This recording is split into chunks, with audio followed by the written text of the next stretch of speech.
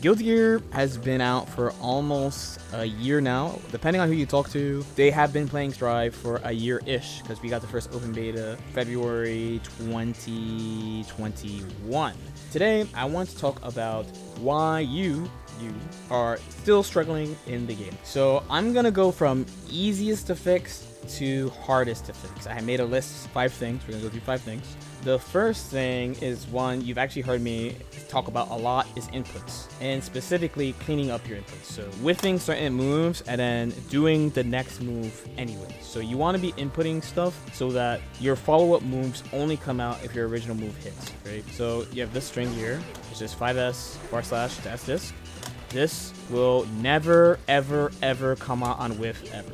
There are some small exceptions where the move might be so fast that the follow-up move will come out anyway. It's usually like kicks and punches, but for the most part, your other buttons, you should be really striving so that your buttons only come out on block or hit and not whiff. Why? One, if your buttons come out on block or whiff, that means if you whiff this button, then your next button's going to be out, and during that time your character can't move, can't jump, can't backdash, can't block, so you're just more vulnerable, which means you'll have a higher chance of getting hit.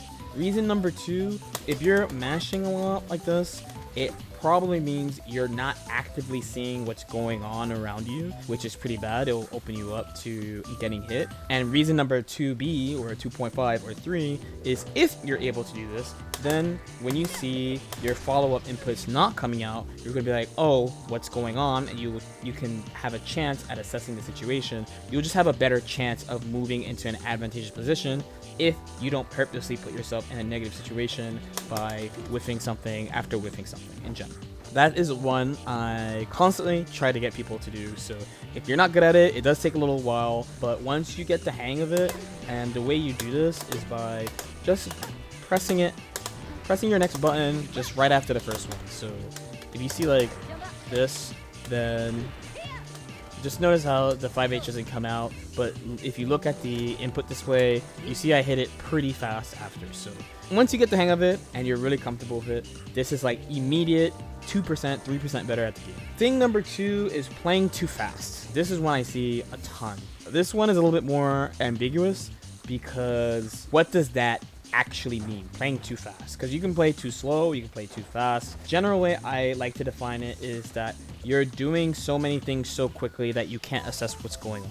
Sometimes it just be like that, and there are situations where you have no choice, like your opponent is moving quickly, you're moving quickly. What do you do in this situation? Do you try to fight your way out? Do you try to get to a position where you can reassess the situation? That is kinda tough, but generally then the people who I'm talking to are the people who are at max speed at all times. Will definitely seem like this is the way, and you will get some success with this. Against a more experienced player, they will be able to tell, and they'll start aiming for specific spots because all they have to do is tag you once. How can I tell that my opponent is moving too quickly? The main way, there's a couple of things. One is actually involves our previous thing, inputs. So when people are whiffing into whiffing a lot, it's either a character thing, like Mei. This is something that Mei players legitimately do, and it's kind of good because of just her options, or they're moving too quickly. Another one that falls in line with inputs, but even people who have like sort of cleanish inputs will do this sometimes. I make the choice to do what I'm about to show you sometimes actively because I can tell the difference because of how I input stuff. Is when people do, let's say, something like this. Okay, so there are people, you'll see high level players do this every now and then, but it's generally conscious. But for beginners and more intermediate players, it's usually they're just going too quickly. Another thing is when they're near you, they act assuming that something happened. Again, something that you have to do sometimes, but I'm saying that people do it like either most of the time or all the time. The only way you can deal with this is just become conscious of it, because it's okay. Like sometimes it's good to be fast, sometimes it's good to reset and retreat, sometimes it's good to go in. This is just something that you have to understand what you're doing and why you're doing it, so that takes reflection and just watching your matches. The next one is a big one, and this is gambling too much. So a good example would be, you know what, let's get some meter, a crumb of meter. Because if I mash, okay, right, I get hit by winger, right? So lit. But if it's blocks, Alright, you're dead. So obviously this is an extreme example, but there are a lot of examples of people taking really big gambles and really big risks on stuff. I think there's like a lot of reasons. You know, it's console, so like you don't have to pay per game, so like you just do stuff. But if your goal is to improve, you need to be conscious of your guessing. If you're playing against Milia and she does this, right, her standard mix-up, and you have a slow super, and you do the super anyway despite her doing that setup, you're gambling really hard. Like, what are you guessing on? Or if you know a character has a safe jump off a specific setup, but you do the reversal anyway, you're gambling hard. You're hoping your opponent's gonna mess up, or you're hoping your opponent is also picking like a weird option. There's a few ways you can address this. So one, if you want to gamble, you just have to accept that that's what you're doing. If you want to go for like a big risk, it's totally fine. It's up to you. You make the choices that you want to make. But one thing that'll help you is just getting like baseline understanding of what other characters do. So Geo, a lot of people say Geo's like a really simple character. You should give them a little bit more credit. Like they've taken the simple toolkit and developed like a ton of stuff. And one of the things is like how they route off OTGs. Let's say something like this. This is a pretty commonly known one. Okay, I cannot reversal this, right? So if I try to do reversal winger, I am going to get smoked, right? Once you learn this, you might not want to gamble on this. If you see this sequence, you're like, okay, I can't do this option. Let's put off the guess till a little later. I can use my 50 meter for YRC or something. If you see this also, you might be like, okay, let's backdash it. This is actually a pretty good and legitimate gamble, and it's pretty hard to deal with. Is there responses to this? Yes. Are they commonly used? No. If you understand what can come from your opponent's hits or your opponent's pressure, then it will help you make more reasonable, harder to deal with choices. High risk stuff, when it works, it's great, but the issue is by now, because we've been playing for almost a year, people have built things to protect them from most of, not all of these, because it's impossible to be safe to everything, but most of these things. So when you're going for this, if this is a regular part of your play, it's going to be difficult to be consistent. And if you want to improve, consistency should be one of the goals. This also applies to offense. So for example, when it has a 5H, it's -8. Estus is really punishable. Hair car is also punishable as well. You have like Mirage and Shaker. While this is good for protecting you, it's really hard, for example, to get this and then like run up. Think about it. You're not only -8, but you're running up however many frames. Like let's say like 10, and then do like close slash. So like another 17, right?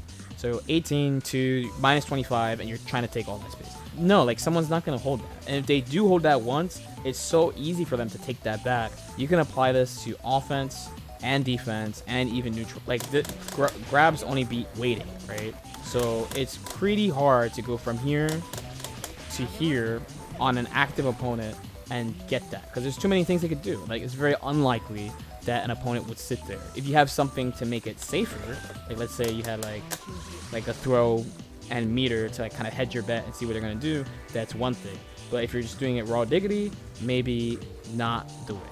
Which leads me into thing number 4, not breaking down situations. So you don't have to go super nerdy with it, but it will very much help you repeating situations in general. So May, when the game came out, everyone was like, our offense is really oppressive and it's really hard to deal with. Is that true still? Yes, but for different reasons than before. So the biggest issue that people had before was dealing with like Dolphin pressure and things like that. But when you break down May's situations with Dolphin, right, and what people tend to do, the highest amount of block stun you get off a move is 18 frames in general. When you block a move on the ground, it's 18 frames. It's attack level 4. I did make a video about this before, so check it out if you don't know what I'm talking about. So this move, and I believe this move, 6H, are all attack level 4. That means there's 18 frames of block stun. But the H Dolphin, which is +5, 25 frames. So that means there's always a 7-frame gap at most. But you'll see May players do like this. So when you look at it, technically, since there's always these gaps, like what can May actually do to hit you with Dolphin here? Let's build up a common string. So let's say they do like this. So essentially, there's 3 main options here, right? There's fast S Dolphin, there is delay S Dolphin, and there's H Dolphin. Now, if you're just concerned about getting hit, you might be like, man, it sucks to get hit by Dolphin. But the main thing you gotta remember is that if you look into it, S Dolphin is -5. So that means on hit, she's still minus. So even if you get hit for jumping, Mei is still at a disadvantage. So you can still try to take your turn.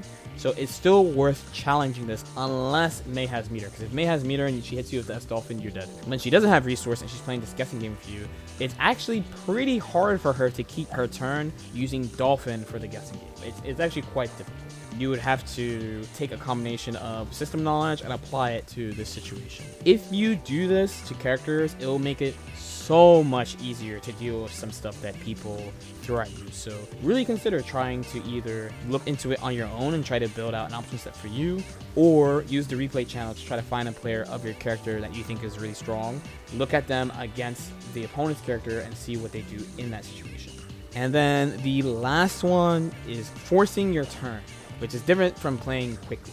So what I mean by playing forcefully, it's acting too much in your neutral disadvantage. So again, kind of like an ambiguous thing. Mainly the idea is when you do things in neutral, especially if you are playing direct range where like the opponent can actually address what you're doing directly and like walk up and hit you if you pick something wrong. A lot of people I played it in Celestial act on their negative range when I'm close to them, and then they hit me with a surprise Pikachu when I hit them. There's levels to this, so let's go extreme. You whip this and then like you backdashed. If you whip this and you're surprised by getting hit, that's on you. Like look at how long Mei is here before she's able to move again, right? Once you commit to that. Let's say you whip this over somebody. So do you have an option set? Yes, for sure, right? You can block, backdash, can press. Anything that's not block here, you are acting from disadvantage. And it's basically, is the opponent stopping you from doing this? This one is kind of hard to get used to because it does take better than intermediate player to show it. But if you feel like you're getting hit randomly a lot in a lot of spots, one of the reasons could be this. There's also times when, let's say, where you whiff a normal, let's say you whiff this, and you whiff it again, you whiff into whiff.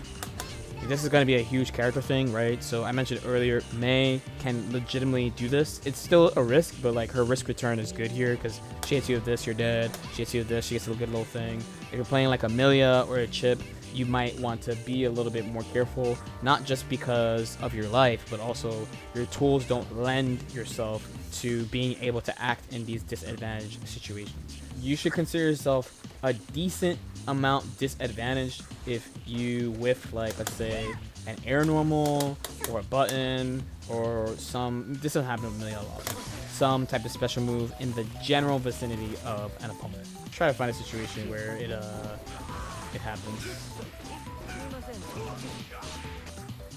That was an example of, you can see his inputs there. You saw the 2K whiffed, but then he got counter hit after. That was an example of his inputs weren't clean, right? And you can see it there too. You see 2KK, 2DDDDD. Like, you don't want to do that. Cannot lie. So I'm chilling.